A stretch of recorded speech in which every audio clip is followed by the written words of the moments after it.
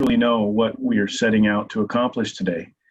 We have an idea, a vision, and daily instructions. We have talents, abilities, and time to work. However, only you can see the perfect detail and end of every beginning. Thank you for today.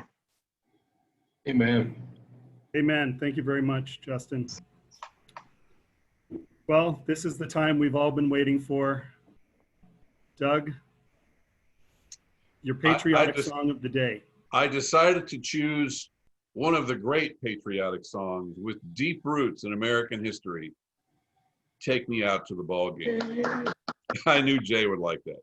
Wonderful. Here we go. Take me out to the ball game. Take me out to the crowd. Buy me some peanuts and Cracker Jack. If I ever get back where it's root to the Dodgers. They don't win It's a shame. For it's 1, 2, 3 strikes out and no ball game. Fundraise!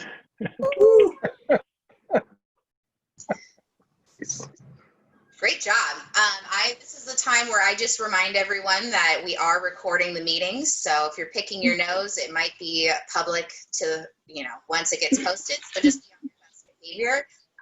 Also, I thought it would be fun, since most of you have already been on these Zooms and are well versed, that from now on, if you cause any disruptions by forgetting to mute or unmute yourself or like that, we will start fining people.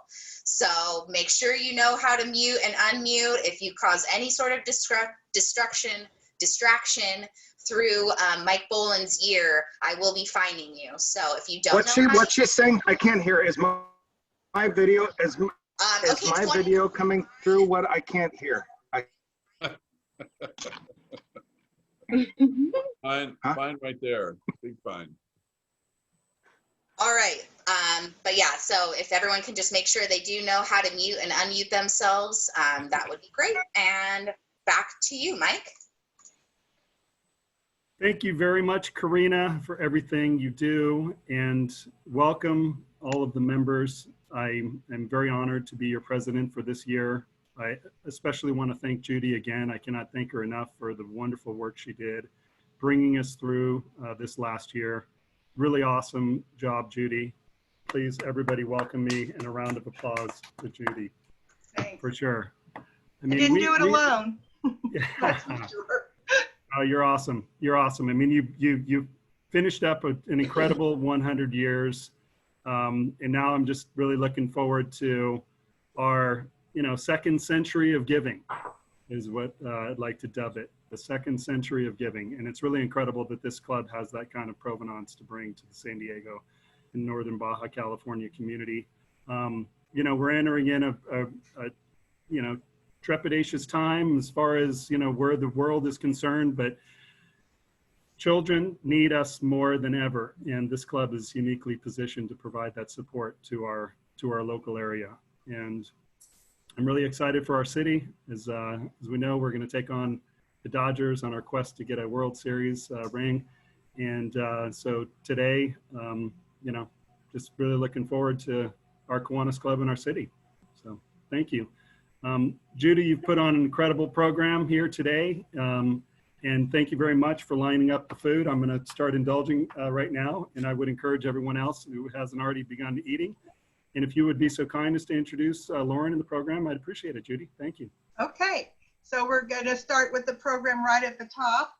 I am really pleased to introduce Lauren Pissarro as our speaker today. She is a fellow Texan. She's from El Paso, Texas, which is a great city if you've ever been. And she came here at the turn of the century. She came here in 2000, about 20 years ago. And she shortly thereafter met the man that would become her husband. They've been married for 10 years. He's a local artist. Lauren, when you have a chance, tell us what kind of art he does. They have two daughters, Lively, who's 7, and Kiri, who's 5. She has worked in the restaurant business since she was 14 years old. And when she came to San Diego, I guess she's continued that trend, and she opened the Kensington Cafe, or took it over in 1999. And then she became partners with Kate Grimes, and they together now own, in 2008, added the Haven Pizzeria to the Kensington Group restaurant business. And then in 2016, they opened Del Sur in South Park, which is one of San Diego's oldest neighborhoods. And just recently, she was named one of San Diego's top 40 under 40 by the San Diego Metro. So please welcome Lauren Pissarro. Hey, everybody. Thank you so much for the introduction, and thank you guys so much for having me. I really kind of, Judy reached out and we were chatting, and I was so excited and honored to talk to your group, because I really, really appreciate everything that the Kiwanis Club does for the youth in San Diego. It's something that holds very dear to my own heart. I obviously have 2 young daughters, but prior to that, I've done the boys and been able to participate in different boys and girls clubs when I lived in Colorado and Texas. I did the Big Brother, Big Sister program here. And then prior to COVID, we were sponsoring a program that was up and coming for the YMCA called Strong Girls. And we were mentors to a group of girls. It was 13 to 18-year-old youth that felt like they needed a little bit of extra support from the community. Some things that they weren't getting, anything from like resume building and job applications to self-defense classes. We had guest speakers, finance classes, all kinds of things. And we really got to work hands-on with this group of girls, and it meant a lot to me. So I was so honored to talk to you guys, because I know we all have that in common, and I really appreciate all the work that you do in that department. So thank you. I really wanted to talk to you guys just a little bit about, obviously, my experience in the restaurants, and then kind of have an interactive conversation with you guys if there's any questions that you have, whether it's about our industry or about our industry in COVID. I know Judy and I talked about discussing some of the changes that restaurants have been facing, obviously, in these times. So I'll give you a little history, but please, if there's any questions or anything that I can answer, I would love to chat with you guys about, give you any insight that I can into kind of what we're facing as an industry. I know Judy said, yes, I'm the owner of Kensington Cafe and the Haven Pizzeria. We opened Kensington in 2008. So we faced a recession at that point too. When I opened that restaurant, we had a lot of people telling me that it was a horrible idea, but I was really excited to open my own restaurant and went forward with it. We opened the Haven Pizzeria 7 years ago, and then 4 years ago opened Del Sur, where you guys got your food, obviously. So thank you so much for doing that. 2 of the restaurants are in Kensington, which is a great little community. One restaurant is in South Park, which is actually quite close to where I live. So that's been nice for me. I get to spend a lot of time in both of those neighborhoods, and they're really close to home. The cafe, I had worked in advertising. So I studied in Colorado at CU Boulder. I studied advertising and marketing. And I was totally under the impression that I was working really hard in restaurants to get out of working in restaurants. That I was gonna go, I wanted to do work in advertising, and I was lucky enough to work for 2 great agencies. I did work for House of Blues in Denver. I came out here and I worked at an ad agency in Encinitas. And I really ironically missed working in restaurants. And so I quit my job at an ad agency one day after talking to the man who was now my husband about how much I missed it and how I really wanted to open my own restaurant. And I went and visited a couple that I knew that worked in the restaurant industry and told them that I wanted to learn all there was to learn about the industry, and that I had quit my job, and they hired me that day. So I was really fortunate to get that opportunity. The owners of the location were relatively hands-off, so it was a really nice learning experience for me. And it's a little cafe that is no longer there. It was in PB called Cafe 976. It's like a really cute little beach house, beautiful garden down in PB. You couldn't have better scenery. And so I worked there for about 5 years and was able to take some accounting classes and kind of fill in the blanks with anything that I realized I needed a little extra attention in. And again, it was a great opportunity. And it's also where I met my now business partner, Kate Grimes. I hired her as my assistant manager. I mean, and it was so long ago. This was, I don't even know how long ago, 15 years ago, maybe, is when we first met. And so we managed that restaurant, but I knew, you know, kind of from the beginning that my intention was to own a place of my own. And so after working there and feeling like relatively confident that it was something I wanted to pursue, I found the cafe for sale on Craigslist of all places, and was able to work a deal with the owners. They were really supportive. They were really trying to get out of the restaurant industry right as I was trying to get into it. And so it became a really good opportunity for me to take it over. And at the time it was much more of a coffee shop. And so we've made quite a few changes. And yeah, that was 11 years ago, Memorial Day, when I kind of celebrate when I took over the cafe. Let's see, an important thing for me to note is that I am an absolutely horrible cook. I do not come into the restaurant industry from that perspective whatsoever. My husband, honestly, is even the cook at home. He cooks most of our meals. I really love food and I really know what I like to eat, but I'm not the cook of the family or of the restaurants. He actually laughs when people say, "Oh, you must be such a great chef." And he's like, "Oh no, she's definitely not the chef of the house." But I come to restaurants honestly because I love people. I've always really enjoyed the social aspect and these kind of creating gathering spaces. And I really enjoy being a part of a community. And so my approach to restaurants was always much more from like the social angle. I also really like the accounting side of things. But it is, aside from really enjoying eating food, I don't come to it. I've been fortunate to partner in with some really great chefs who see eye to eye with me and are able to kind of produce the vision that we have laid out together. But yes, I rely heavily on other people to bring the culinary up to I know what type of food, and we kind of work from there. And we do lots of taste testing, which is my absolute favorite, to get to a point where we're putting out a product that we really like. Our goal with the restaurants, all three, has also always been to really bring a quality product at a reasonable price.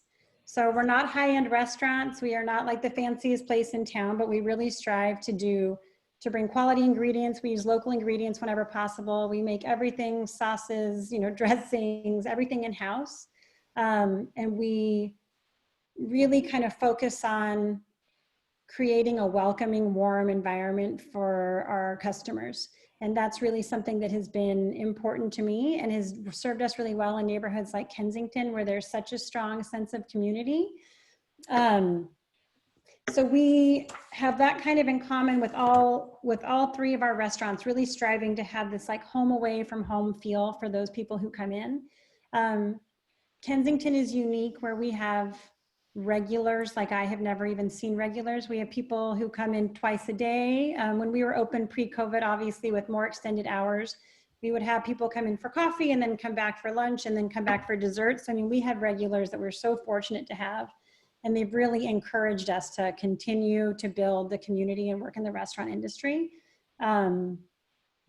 Kate came on and joined me again. We were reunited when we decided to open the Haven. I had owned the cafe for about 5 years and had an opportunity to open the Haven. I was approached by the building owner to see if I wanted to open anything in the neighborhood. And I had just found out that I was pregnant with my first child.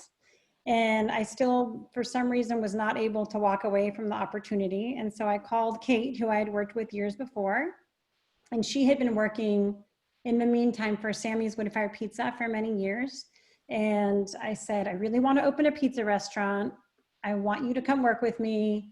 I'm pregnant and I have no idea what that means for my life moving forward. And she took a huge leap of faith and quit her job to come work with me. And we've been business partners ever since. So I'm super appreciative that she was able to take a risk on me, because I know that she did. And we have been business partners and have been really worked well together. And I'm so fortunate that she's the hardest working human that I've ever met. She's like a very boots to the ground, She's works a lot of shifts on the floor in the restaurants, and she's just been great to have as part of, obviously, my team. Let's see, love the small town feel. We opened the Haven, and again, partnered with this great young chef who kind of helped us develop the menu. And then Kate was really excited to open another location, which was when we opened Del Sur. She had worked in Mexican restaurants. She was married to a Mexican man whose family had these great recipes. And we also had a full liquor license. So we were able to kind of explore margaritas and the cocktail side of things, which was great. And so that was 4 years ago, and we were up and running and had, you know, a good rhythm going until, of course, COVID hit in March, which was something that none of us were obviously expecting. And I'm sure for you guys all working in different industries can say the same thing, that it was, it has been quite a learning experience. It's been a very humbling experience for us. And we are really focusing and learning the art of flexibility.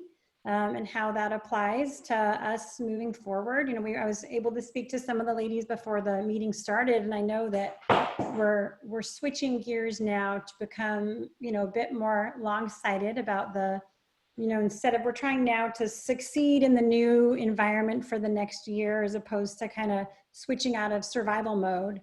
And so for restaurants, it's really been making these patios, building these, we've done everything from selling groceries. We do a program called Great Plates that the county has put on, which is really amazing, where we deliver food to 40 seniors who aren't able to either, you know, access food on their own. So we do a meal delivery service, and we have been so fortunate to have that as kind of part of something that has helped us stay afloat during a really difficult time. And so we're learning. We've downsized our staff, and we've really seen who our diehard staff members are. And we've gotten, you know, we've really created this like beautiful core team. And so we're trying to think positively now. I think, you know, we're fortunate to say that we're surviving. You know, we're in the restaurant industry and we're doing okay. We're not doing fantastic, but we're surviving, and I think we're doing quite well considering what's going on. And like I said, it's been a learning experience, and we're trying to put this towards, you know, the positive for future, rebuilding with this like great strong team that we have, and kind of really focusing on changes that we had wanted to make along the way, but hadn't been able to. It's hard to really kind of introduce and make major changes when you've been this like functioning machine on the day-to-day. But now we kind of get a chance to restart on some of those areas and focus on things that are really important to us. And I appreciate that. You know, we were working on a 4th restaurant, which unfortunately does not look like it will be happening at this point. But I'm honestly like, I think it's the right decision, and as a business decision, now is not the time to be doing it. So we're learning how to do that as well. And if you guys like, I can share the screen with you and show you some photos of the restaurants and kind of give you a little feel of where you got the food that you're eating today, and what the restaurants are like in regular times. I have a little clip about the Great Plates program that we do for Kensington Cafe, if you'd like to see that. And like I said, I know if there's any questions or anything after that, I'm happy to answer anything that you'd like to know about the industry in specific. Let's see. Great. I think that would be great. Also, when you have a chance after this is over, you should look at the chat. You're getting lots of compliments. Oh, great. Wow, that's so nice to hear. I really appreciate it. It's so nice to talk to you guys. So let's see, this is Del Sur. So for those of you, can everyone see my screen okay? Okay, perfect. This is Del Sur. So this is the Mexican restaurant that we opened that where you all, I think everyone went to pick up their food yesterday. I know some of you went to pick it up, and I appreciate you guys having the food next day. So I'm hoping that all worked out okay and the directions were easy enough to follow, but we'd love any feedback that you might have. So this is Del Sur. So this is, Kate really wanted to open a Mexican restaurant. She had worked in Mexican food when she lived in Mammoth, and she really enjoyed it. And like I said, it was something she kind of had always really wanted to do. We found this restaurant, this particular location, and as you can tell, kind of by just the design of the space, it couldn't have been better suited for a Mexican restaurant. And so it's worked out really well for us. The inside, the best part about this restaurant was that with Mexican, you can really kind of have fun with the colors and the decorations, obviously. Everything, it adds a little bit more color. You can see buen provecho is enjoy your meal. You can see the colors that are involved. There's kind of the back area and then more of the front. The Haven is here. It's on the corner in Kensington, right next to Cucina Sorella, which is great. I know a lot of you, I'm sure, are familiar with her restaurants, with Tracy Borkham's restaurants, and she's been great. Kind of has been a staple to the Kensington neighborhood. And then the Haven, like I said, has been there for 7 years.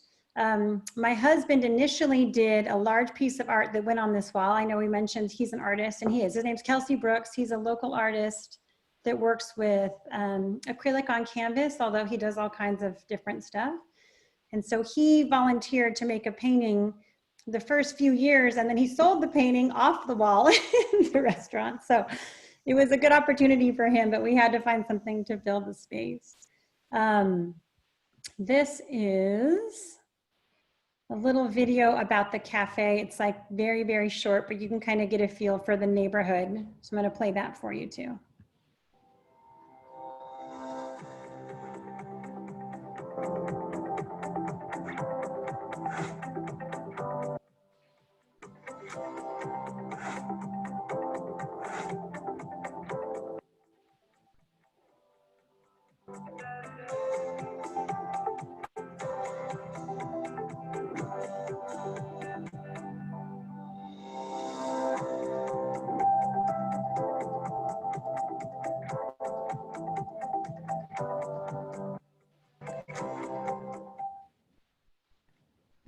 This is, I was speaking to Judy yesterday. This is another video, sorry, that shows more of the changes we've made. We built a little patio outside to be able to accommodate more people, since now we only use outdoor dining. And so this is a friend of ours who's a carpenter and my husband building a patio for us out of pallets. It was very pallet chic, we call it. It was an interesting, an interesting experiment.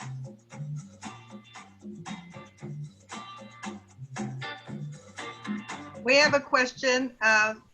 Brian Krause wants to know, how can we help restaurants like yours keep their patios once COVID goes away? Sorry, I'm sorry. Judy, can you repeat the question? Yeah, one of our members, Brian, can you repeat it maybe? I can hear you now. I think it was just the video. Oh, okay. Brian Krause wants to know how people like us can help restaurants like yours keep their patios once COVID goes away. You know, that's a really good question. They have guaranteed that we can keep them till the end of the year. I would assume, considering the restrictions that we're facing now, that it will last longer than that. I am hoping that we are able to, it really has helped. I mean, I know personally, I love driving around and seeing, it's like a very European feel, seeing all these kind of outdoor patios and cafes. I don't know, to answer your question. They are giving us, you know, X amount of time, and it basically said it's guaranteed through the end of the year. And then I think it will be something that we all face. We're just now building one outside of the cafe as well to try and to replace some of that seating. So I'm not quite sure. You know, I know there are some restaurant owners like myself who we don't plan to open indoor anytime soon. It was just a choice that Kate and I made to try and keep our staff as safe as possible. And we just felt like it was the right decision for our businesses until things clear up a bit more. So this outdoor seating has really been a lifesaver. And luckily the ABC and the city of San Diego have really been flexible with us to let people have margaritas on the sidewalk and take margaritas to go, which is, I mean, honestly has helped our revenue quite a bit to to be able to maintain some of the loss that we all, took. So I'm not sure how long we will be able to keep them after that, to answer your question. But continuing to support restaurants with to-go and kind of utilizing these outdoor patios is a really great way to support your local restaurants for sure. I have a question. Did you ever run into a man named George Mitrovich? Oh, absolutely. Well, I was a close friend of George, played on his baseball team, and our house burned in the wildfire in '07. He gave me a famed Mitrovich signed Mets jersey, which absolutely. he could have got me, somebody from the Red Sox or the Padres, but no, he gave me one for himself. So this few weeks ago, at the 1-year anniversary of his death, absolutely. I gave Laverle, his wife, and his son Mark that jersey. Which is a rare thing signed by George, but he always spoke very highly of your cafe. It's so funny. He was one of our regulars and he came in really frequently and was such an amazing man. And as you know, loved to tell stories of all the different kind of places and loved to talk about baseball. And so we actually have quite a few photos of me wearing the ring because he would bring them in for us to see the different, the different, the different, what were they? They were the World Series rings that he had quite a few of. So he was great. And he honestly would sit at the bar and we would chat for a really long time. So it's so nice to hear that you knew George because he was really, he was a really special man and he was one of our really loyal regulars for a long time.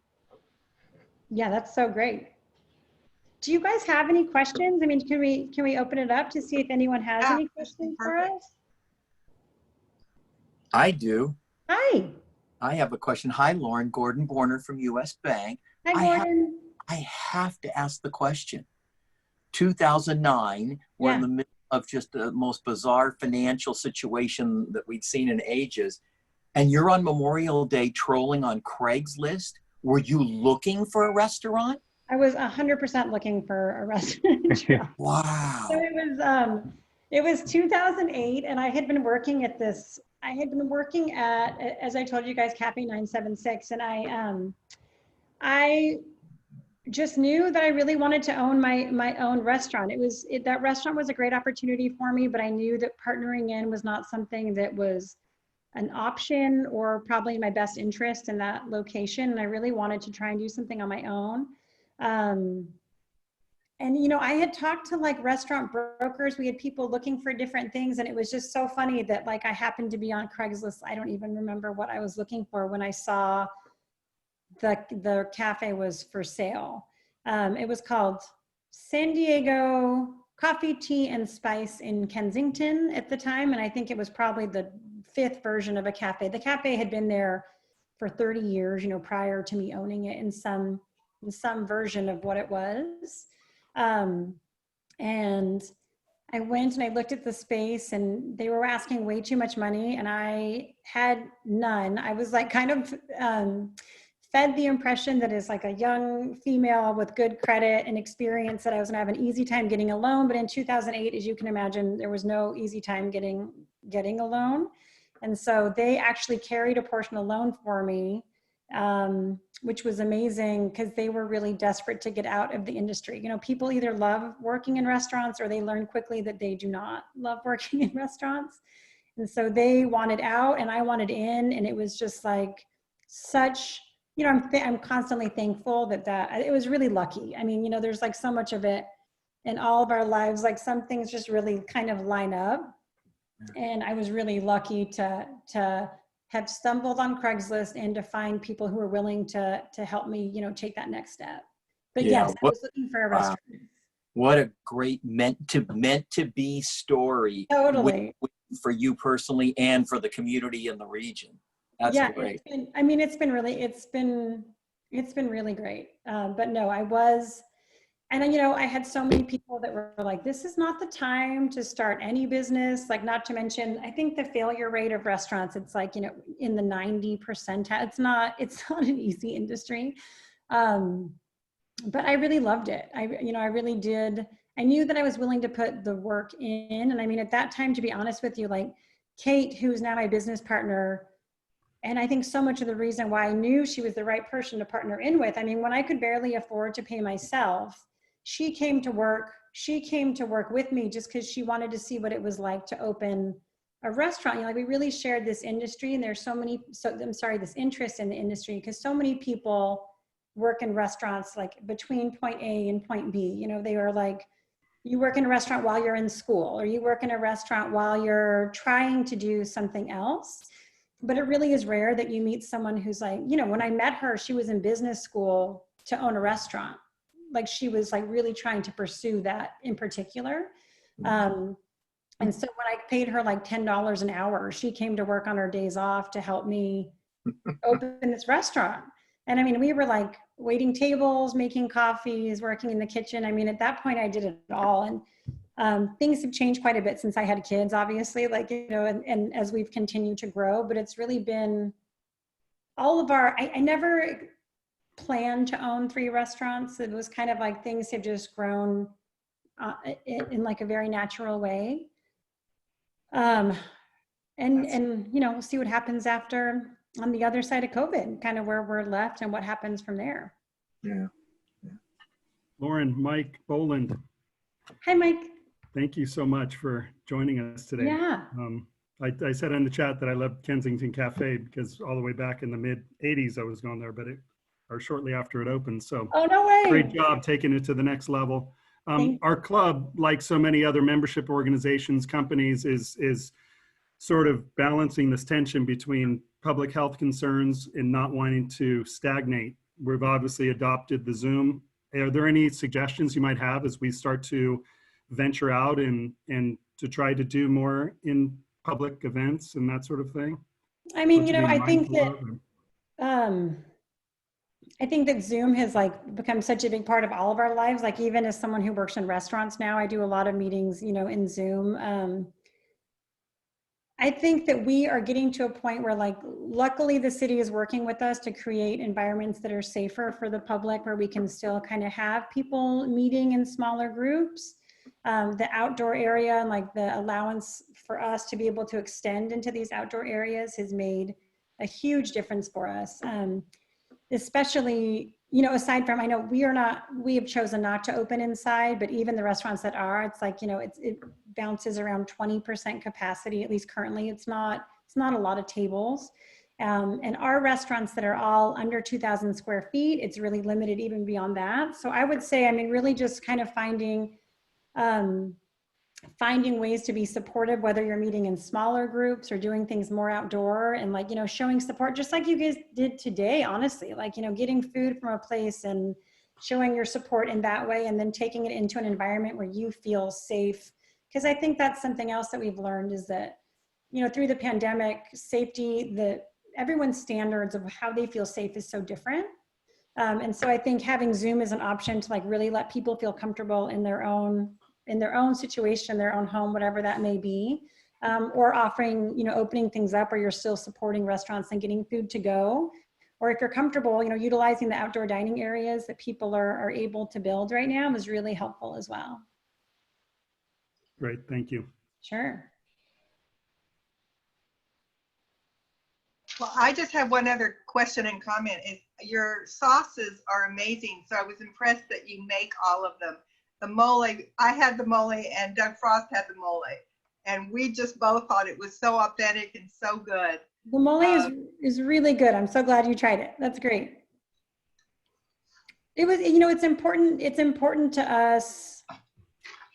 You know, we wanted to, we worked with a great chef there when we were opening the Del Sur as well. And he wanted to make, essentially kind of like mimic his grandmother's recipes, but with a bit of a healthier twist, because Mexican food traditionally, you know, there's obviously like, there's a lot of use of lard and things like in the beans or in, you know, kind of flavor enhancers. And we wanted to still be really vegetarian friendly and vegan friendly, because for us, it's a large portion of the demographic around us. And it's a lot of the way that Kate and I both eat personally. And it just kind of coincides with some of our ideas on making sure that there's food for everyone, that the restaurants cater to, you know, we're pet friendly, kid friendly, vegetarian friendly, vegan friendly, like at any restaurant, to make sure that we have a good mix. But we also were able to, we really wanted to focus on some like of the more traditional flavors like the mole. So I'm glad that you enjoyed it.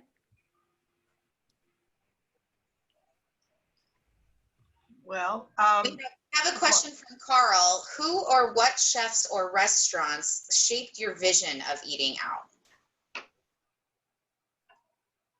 Oh, I'm sorry. You have a question from Carl. Who or what? That's a really good question. That is that's a really good question. I think it's interesting because I would say we have 2 young kids. So our ideas of like going out and where we were able to go out now is like so much more limited than it used to be. And then obviously now with COVID. But before that, I think one place in particular that was like a big influence on me in opening the cafe, I waited tables when I first moved to San Diego before I got a job at another advertising agency. I waited tables at a place called The Mission. And the women that own it, well, and Tom, so there's like a group, I should say the group of owners. I worked at the one in Mission Beach, and then I worked again at the one in North Park. And they did a really good job. It's not there anymore, but next to Cafe 976 was Isabel's Cantina. And I really loved the way that they had this like fusion of flavors. She had this, so I liked the idea, the Mission and Isabel they were partnered at one point. They did a really good job of mixing like unique flavors, like kind of it wasn't totally traditional greasy spoon breakfast place, but you would still show that you could do breakfast and lunch successfully, like by just focusing on those things and really honing in like your flavors and kind of having a unique approach. So I think that they did that well.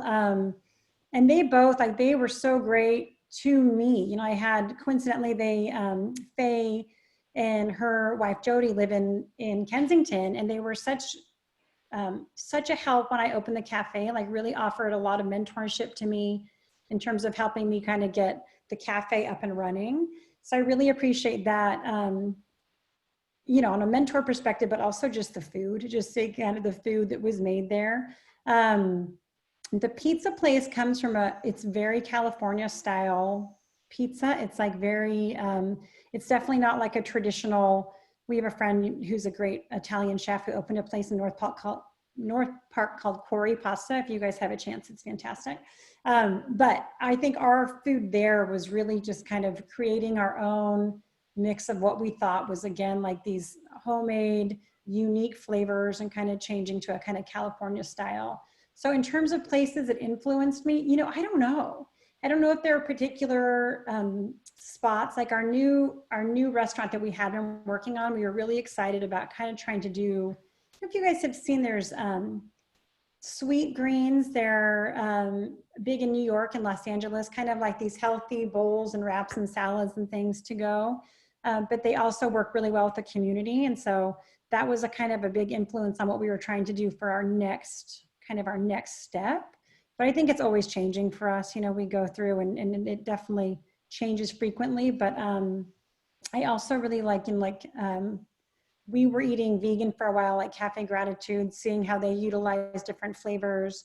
I love Cucina Urbana. I think that Tracy Burkham did a really good job there. So, a little bit of everything, but I don't know. I think it was a pretty good mix of different places and places, honestly, that we had eaten at, growing up in El Paso as well. Like, you have your favorite restaurants everywhere you go.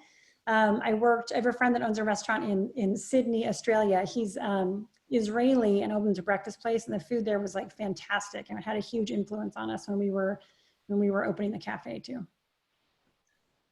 Speaking of flavors, yeah, and since I'm from Texas, I don't know how to describe the difference between Tex-Mex and California Mexican and Mexican. So I was wondering if you would give us a little of your views on that. And okay. Also New Mexico and Arizona, they have their own kind of. It's so different. Well, it's so funny that you say that, because I grew up in El Paso, as you know, and every Mexican restaurant you go to, they serve sopapillas at the end of the meal, which is like literally just like glorified fried, air-filled like pockets. They're kind of like a beignet and a Indian fry bread, like mixed together. They're a really unique thing that's very, very common in Tex-Mex food. And I grew up on the border, so I always thought it was Mexican food that I was eating. And then I lived in Colorado, and they have sopapillas as well. So we opened this Mexican restaurant, and I'm like talking to our chef at the time, who was from Mexico City. And I was like, oh, we have to make sopapillas, I really want to have sopapillas on the table. And he had no idea what I was talking about. And, you know, that we had several guys that were working in the kitchen at the time from different, you know, areas in Mexico, and no one knew what I was talking about. So I think that there really is some of these, there's like a lot of the sauces and things that are just a bit more Americanized, I think, in Tex-Mex food. But there are differences, you know. And then I think too, if you go to Mexico City, I mean, there's you know, different food that's so specific to different regions of Mexico too. But Tex-Mex definitely has its own, it seems to me to be like a bit more obviously Americanized than authentic Mexican food, but there are some definite differences. Yeah. No, I can add to that. It's funny. We lived in Steamboat Springs, Colorado for a while, and my friend from San Diego opened a Mexican restaurant, or was owned a restaurant, and he said, well, we're going to bring in this great fish tacos and all of the good stuff that we love here.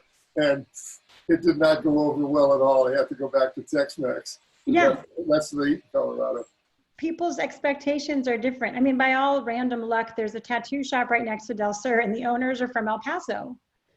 And so, you know, they were saying the same thing. They're like, when are you going to have sopapillas? I was like, nobody knows what they are. Nobody knows what they are here. It's not going to happen. So we're working on them. That's still, I haven't given up. I'm still determined to bring it to it. But yeah, it's a different food. It's so funny. Well, Mike, I think we're going to go back to you now. Yeah, no, that was wonderful. Thank you again, Lauren. And we look forward to collaborating. Thank you guys so much for having me. I really appreciate it. Yeah, and be sure to look at the chat to see all the nice comments. I will. I'll take a look now. Thank you. And anytime you want to join us. Oh, thank you guys. Yeah, I would love that. And feel free to stay for the remainder of today if you'd like. Perfect, thank you. If you're busy, which I know you are. Karina, will you bring us back to the slide deck? Thank you. Okay, we have a plethora of great birthdays to announce for this month. And I believe a considerable number are here, but we're celebrating Gary Knight this month, Jay Jeffcoat, John Rush, Monica Ball, Gordon Barner, Susan Day, and who is that fine gentleman up in the corner that I don't recognize and can't see because all the faces are in the way? Dick Shaw. Fantastic. You have to think. Did I miss anybody, Karina? No, but just a reminder that when it is your birthday, we encourage everyone to make a donation to the club of your years of life and your years in Kiwanis. And seeing the people we have up here, I think that there's a lot of money that we should be getting from years in Kiwanis, not years of life. So we'll open it up and maybe we can sing, and maybe someone that's a good singer can lead us. Jay, it's your birthday. I don't know if you can sing happy birthday to yourself, but you know. Karina, I'd be delighted to do the honors in leading us in a birthday song for all of our wonderful members who are celebrating this month. Great. Happy birthday to us. Happy birthday to you. Happy birthday, dear Jay John. October. Happy birthday to you. I will write a check for 120, which totals my years and my years in Kiwanis. Oh, Jay, thank you. That's fantastic. Thank you. And that might be a record, Jay. What? That might be a record birthday fine there, buddy. By the way, I'm looking at that picture of me with a mustache, and I'll never forget the day when there was the pre-meeting at the U.S. grant of Kiwanians. And I had just become, I think, president-elect or president of the club. And I walked in, and I had just shaved my mustache. And the guys around the bar looked at me and said, man, you look so much younger, but you're so ugly. Oh. Wow. That's what friends in Kiwanis are all about. Oh, that's great. All right. Well, I think if I have to follow the J. Jeffcoat formula doing my math, I think that's going to hit me 91. I might even have crossed a Kiwanis anniversary, maybe $92 with age plus anniversary. So Lauren, add that to the tab, right? 92, adding it to the tab. Good times. Wonderful. Oh, now's the time when we have to ping anybody who may not have had their Kiwanis pin on, or in honor of the great city of San Diego and our ball club, the San Diego Padres, going up against the Dodgers tonight. Boo. Ooh. Ooh. Well, I'll step up, Mike. I've got a $5 fine coming to me. I thought I had a pin here in my office, and I'd taken it home and left it in my drawer, and I don't have my Padres gear either, so I'm in for $5. Oh, you're a good man. Thank you for your honesty there, Mr. Treasurer. Good to know we've got an honest one there. Hey, I do have my Kiwanis pin, but I'm going to find myself, because try as I could not find one Padre branded piece of apparel in my home. Oh my God. Which is really bad. So I'm going to get myself for $10 for that, because I put the gauntlet out there and I couldn't even come up with anything myself. So That's good. Hey, it's Susan, and I had already pledged I was going to do $101 because of our now 101st year for the new century. So I'm going to send a check off, including my birthday fine and not having any Padres swag on today. So it's coming, Lauren. Look for the check in the mail. Okay, great. that was a fine find. By the way, Mr. President, for those that aren't Padre crazies, the good news about an hour ago was that Mike Clevenger, the great picture we got from Cleveland, has been taken off the list of disabled or whatever he was on, and will be our starting pitcher today against the mighty Dodgers and Mr. Bueller. So from those of you that remember the movie about somebody's day off, is that we're hoping that Mr. Bueller will have a day off for the Dodgers. Wow, that was amazing play-by-play and pre-game analysis. We're going to lean on you a little bit more later in the program. We're going to get Jay's eye in the sky over Padres Petco Park to give us a little analysis for the icebreaker. But thank you for that tidbit. So you like our chances, in other words. Yes, sir. Yes, sir. All right, good. Okay, Bills Bucks. This is the time when we celebrate our dear old friend, Bill Gibbs. May he rest in peace. He was a good man. Dad had his plane at Gibbs Air, and Bill was always such a great guy. And so we take this opportunity as Kiwanis members to give thanks for things that have happened to us in the last couple of weeks. And usually it's all good, and it's in honor of Bill. So now's our time for a little Bills Bucks. Hey, Mike, I'd like to throw in $25, but I want to make 5 of them a sad Bills Bucks because Doug Frost is a Dodger fan. I just find that despicable, but that's okay. And I'll throw in the other $5 for no Padre gear or pin at the moment, and the rest for in honor of the Padres and Mr. Jeffcoat's birthday. There you go. And I love it. Oh boy, Doug Frost. I just don't know what to think about that. I love it. Double fines for Frost, because he does have some Dodger blue. He hid it in and amongst some kind of collage artwork shirt that he's got on, but I identified it in there. Despicable. Oh. Thank you, Chuck. This is Sally. I'll throw $25 in, and you've got my pictures, Karina. So I have some Padres gear, and I had hoped, the way I was trying to think about it is to have anybody guess who owned this and paid a guess. But Karina, do you have those pictures I sent you of old gear? Sally, I like where you're going with this. Okay, so that's where I was trying to figure out, because I didn't think anybody would ever guess that I had all of this stuff. Hold on 1 second. Okay.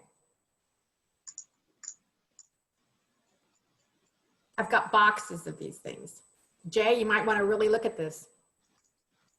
You probably have them too. 1 second. The suspense is killing me. I know, I'm sorry. I cannot wait to see what kind of memorabilia we're looking at here. This goes back to the All-Star game that we had here, and the thing on the upper left is actually a throw that you might put on your sofa.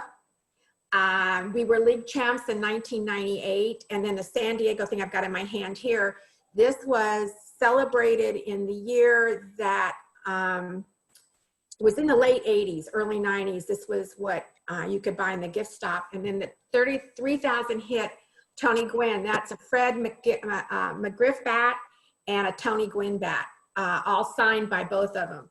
And, but this was a big deal. San Diego County, we were blessed. San Diego County Department of Animal Control got a letter from the Padres that allowed us to use their logo for our Pictures for Pets program. And we never even had to have approval of what we used the logo on. That's how supportive they were. We had luncheons at the stadium, the old Jack Murphy at the time, and all the pitchers would come and you'd pay a certain amount of money to show up, and we raised money for the animal control agency for almost 5 or 6 years. Our spokesman was Lance McCullers Sr., Jr. plays for Houston. And they all the pitchers signed bats for us and balls for us to put in auctions. But they also signed some form they gave them to me.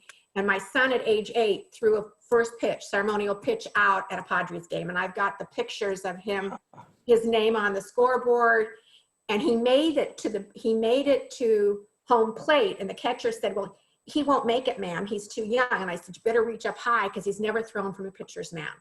He made it. And I have the picture of the catcher reaching up and grabbing it. So I've got a lot of these things, Jay, that are really old. Not so much of the new Padres, but the old ones. Justin Frisco, is that you in the bottom row, middle, right there? It is. Yeah, that's me. I love it. I'll sign it too if you want. That's tremendous. He led off that year. He was great. So I have some memorabilia, but I'll pay the $25 just because. Fantastic. Thank you so much. That's actually a great lead into our icebreaker at this point. We're going to keep it real with the theme of where were you in the context of the Padres? So, little known fact, my sister, who was in advertising previously, Lauren, now she had a whole other different career, used to work for the San Diego Chicken. So she was one of the robot girls out there in the field way, way, way back in the day. And I wish I had the video to show right now. I don't, because I just thought of it. But yeah, our family has a little connection to the Padres by virtue of Ted Giannoulis. I think it's Ted Giannoulis. Yeah. Yes. So Jade, let's go back to you with the eye in the sky for any more pregame analysis in how the Padres are going to absolutely trounce the Dodgers, or is that being a little too bold? You know, I just think that our hitting has really started to come back with Tatis and Manny and whoever thought that a guy that had fallen in almost disrepair the last 2 years, Will Myers, would come back and to his almost superstar rookie of the year kind of stage. So it's just very exciting. Grisham that we got in a trade early this year for the COVID time, I think is a real sleeper. Everyone predicts he could be the X factor in this whole game, the whole series with the Dodgers. We just have to hit some of the finest pitching there is, make Kershaw remind himself of the previous losses of the Dodgers in the playoffs, and we'll be just fine to be playing next week. Hopefully, we'll be playing the Marlins because I'm not a big Braves guy. So can't wish good luck to our good friend, the Dodger fan. I won't even mention his name now that I know that. But anyway, good luck to the Padres today. It's going to be a great series. That's awesome, Jay. Thank you very much. Who do you want to toss it to there for a little, where were you in the context of Padres history? Oh, I'll do one other thing. I was an NROTC first class midshipman when the Padres first started. And if we wore our little ice cream salesman uniform into the stadium, we got in free, and sang the Padres song that year. So those were my professional Padre roots. I did do it at Lane Field sometimes, coming over from El Centro. So that's my memory. But I would toss it to Carl Nettleton. What do you say there, Carl?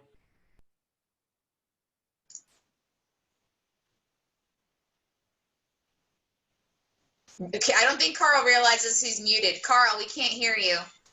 He's queuing up the Bonda music. There you go. Hey, sorry about that. Thank you.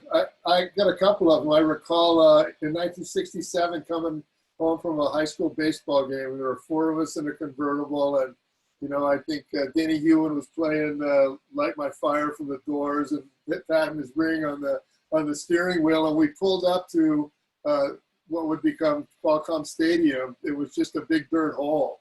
We remember going up and looking down at that, and now it's going to be a big dirt hole again here pretty soon. I also remember I got a great picture from the stands of Tony Gwynn making his 3,000 hit, or it was that his last day of his game that he played. I think I got a really great picture of his last at bat, actually swinging it and caught it at the right spot. And it's pretty great stuff. But Jay, to follow up what you were saying is.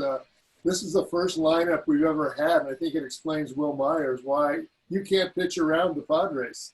You try to pitch around somebody, you're going to have to pitch to somebody else that's going to hit too. So I think he's getting better pitches, and they all are as a result. That's great. Amen. I remember we used to get Tony Gwynn to come out and speak to the club. Do we have some good lines on some Padres at this point that we could say a little piece about the weirdness and the difference of the COVID era season? Well, let me just say one quick thing about Tony as our guest from the gifts that we gave the foundation. Don McKee gave through the foundation $100,000 gift over 10 years to Aztec baseball when Tony became the coach. And so Tony would come and speak, and I had the pleasure to introduce him a couple of times. That included sitting with some unknown player named Steven Strasburg from San Diego State, enjoying lunch. And he was trying to talk Tony into letting him hit because you're a DH situation in college baseball, but he knew he wanted to be in the National League and would have to hit. And Tony said over his dead body because, he could get hit in the hands or the arm or something and ruin his whole pitching career. Tony also, 2 other things, here's a man who was on television all the time, was being interviewed all the time, but he was really nervous about speaking and did not like giving a speech to Kiwanis or any place. He would just like to answer questions. So one day he got through the meal, and I said, that's how I found. I said, Tony, I said, are you some kind of diet? I didn't want to laugh at that, but I said, why no food? And he said, Jay, he said, I'm just so nervous before I speak. I can't do it. And number 3. Number 4. Number 3 was when the last time I introduced him, when he'd already fought the first round of cancer. We all have the trite expression as Toastmasters and stuff. You introduce someone, you say, and here's the person who needs no introduction. So my last introduction to Tony was, ladies and gentlemen, fellow Kiwanians, here is a man who wants no introduction. Tony gave one of those great, famous Gwynn chortles, and that was a wonderful last memory. Oh, that's great, Jay. Thank you. I got one more, Mike, if you'll let me. Not Tony, but it's Randy Jones, the Cy Young Award winner. He was our speaker when I was president that year, and I'm sitting beside him, and I don't know who asked him. Somebody asked him about his grip on the baseball, so we started taking rolls out of the basket and doing his grip and tossing them into the crowd. Oh, that's great. That's right.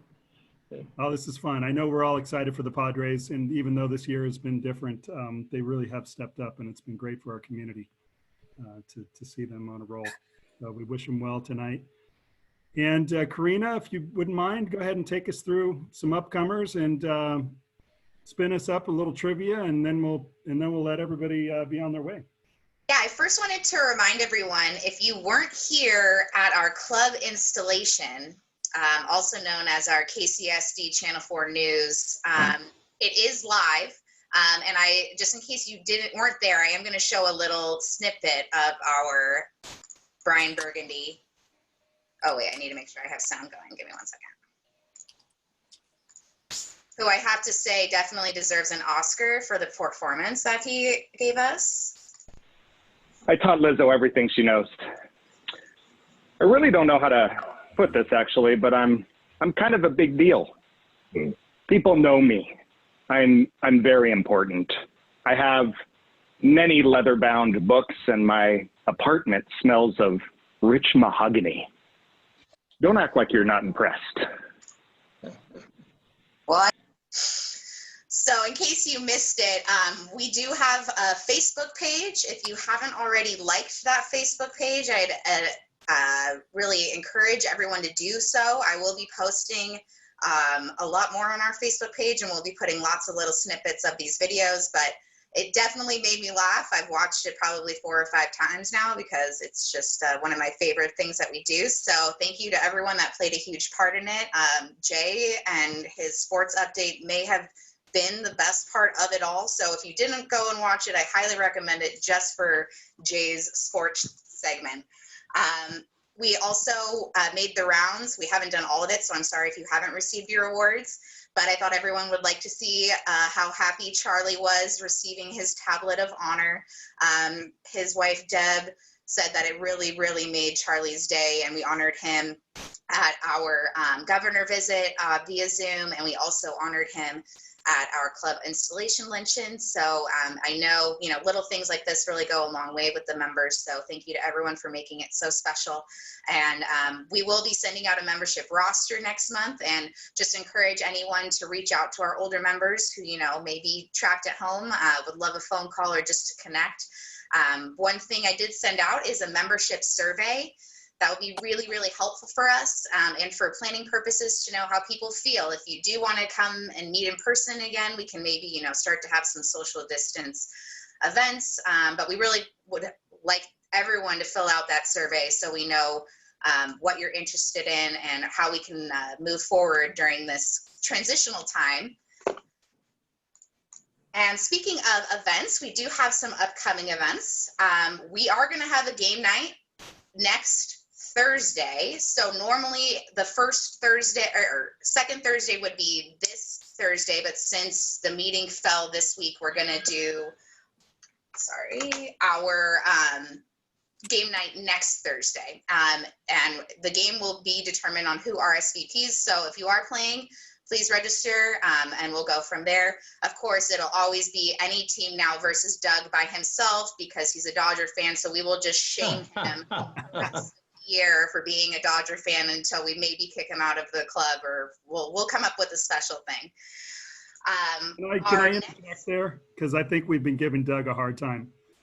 Doug. No, he can handle all the abuse. He doesn't need any sort of love I here. was going to say, I'll go out on a limb, and if the Dodgers, by some chance and fate, that the Angels of LA intercede, I will wear a Dodgers jersey at the next meeting if the Padres end up. Well, that's mighty big of you, Mike. I'd never do anything like that. Mike, where would you get one? This could be problematic. They have one. True. We can help. We can make arrangements. We can make arrangements. We can help.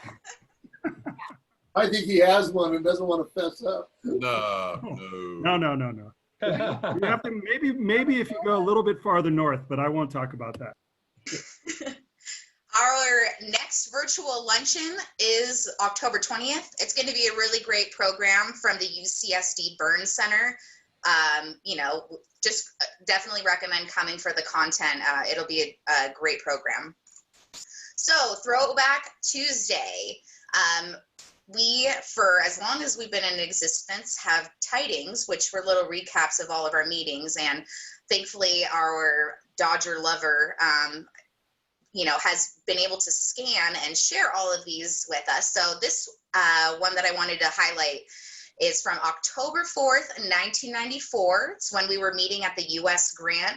The chairman of the day happened to be Bruce Boland, so I loved him for bringing in the program of the United Way. We had our officers and boards, which I loved seeing how many from 1994-95 are still involved and members in this club.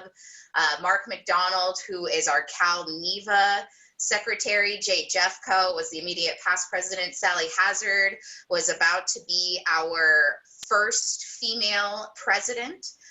She was first VP, and then our directors, we had Bruce Boland, John Marciano, who sadly just recently passed. So if you didn't know John, he just recently passed, I think last month. John Tibbetts still around, Gordon we love, and then just such prominent members, Harry Frells, Charlie Keikos, Jim Ledwith, Don McKee, Tim O'Reilly, Will Shigahara. Dick Shaw was our legal counsel then, still is today. And then I just wanted to highlight the sports.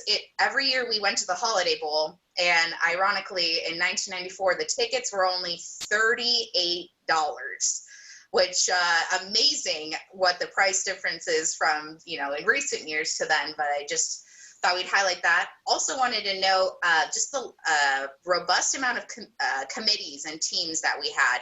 And that's one thing that we really want to do this year is figure out what our passions are with our membership and really get some teams going to attack those needs, environmental, international. So whatever you have passion for, we really want you to fill that out, and we really want to help revive those teams and funnel our energies into helping causes that everyone cares about.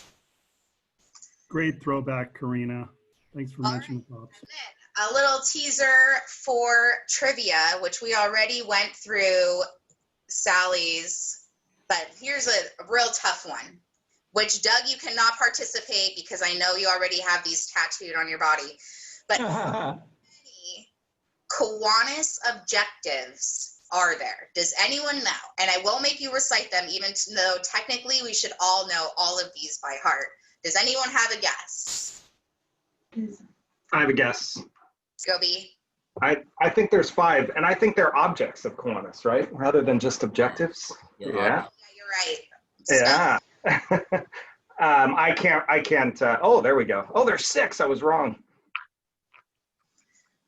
Yes, so there are 6. That was a great shot, Brian. That was a great shot. And I appreciate you for correcting me, and I'm sorry that I totally botched that up as far as the slides go. So thanks for keeping me in line, Lauren. You can find me $5. And if anyone else likes to hustle for the content, I would love it if you would join the committee to help me create these presentations so I don't have to make as many errors. But that's just a little promo. I think though next week we're going to play Scattergories. We haven't played it since our first one, and it's a really fun game to play. So hope you join us next Thursday, if not the following luncheon. And please make sure to fill out that survey. We're looking for help with programs and all sorts of fun things. We would love to do more tastings like this. So if you have any ideas, we would love to hear from you. That's it from me, Mike. Really great job, Karina. Thank you very much. Again, Lauren, thank you for joining us today. Judy, appreciate you putting that together.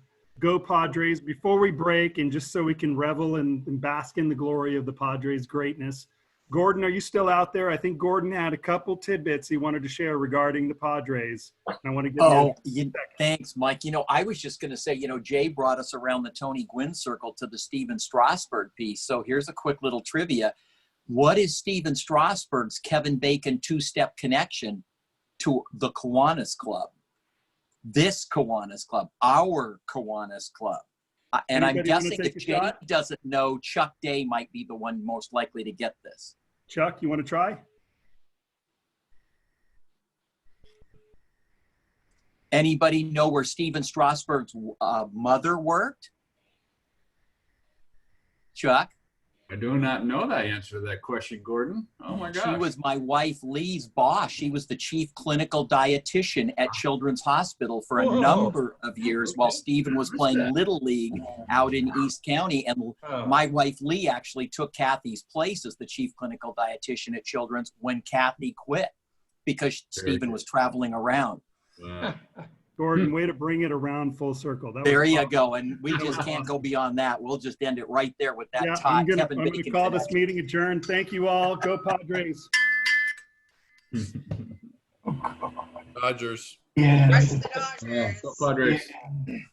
Hey, Sean. Take care, buddy. If they win, we have to have a celebration, right, Mike? If the Padres win, we need to have a social. Totally agree. I'm thinking like outdoor beer garden. Yeah. Somebody direct me to a. And please use the word when. Guess where that is? Guess where that is, Mike? The Kaiserhof. You like the Kaiserhof there, Sean? I'm with you. Yes. I think everybody liked the Kaiserhof. I think what may be in Yeah, order is everybody get your surveys back in. Well, let's get a first teams meeting at the Kaiserhof over Brewskis. Sounds good. That's good. Love it. Go Padres. Have a great day. Judy, thank you for the deliveries. Thank you, Karina. Love you all. Take care. Take care. Have a great one. Ciao. Ciao.